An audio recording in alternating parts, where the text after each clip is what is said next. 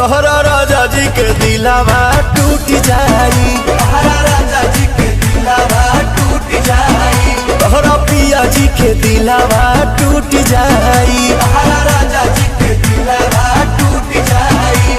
हमारा बाबू नहीं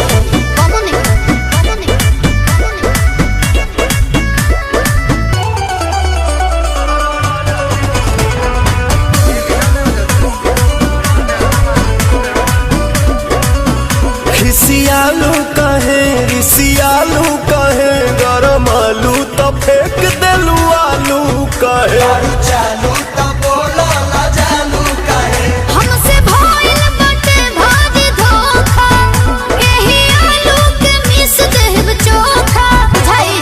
देबू नहीं खाए तका बोला हम कमाए चितर कूट जाए। अरे दिल टूट खाए, हैं? दिल बूट खाए। अच्छा तोहरा राजा जी के दिलावा टूट जाई, तोहरा राजा जी के दिलावा टूट जाई, तोहरा बलमू के दिलावा टूट जाई। तोहरा राजा जी के दिलावा टूट जाई। आ रहे दो ढेर हो गई।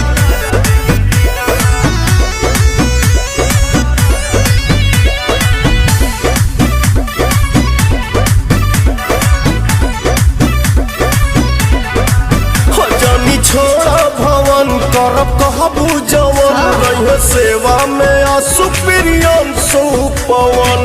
धोई दी है भौजी के झूठ बरता, झूठे बात तुम्हारे लो पालिश, कहबो राती के तोरे के मालिश बुझत नहीं। अमान जाने अब धनी तोहरे पर सब धन लूट जाए। फ्रूट खाए, अरे प्यारा छूट जाए।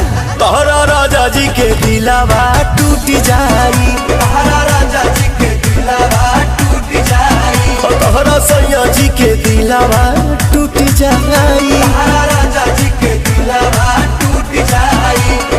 बस करो रोई बका।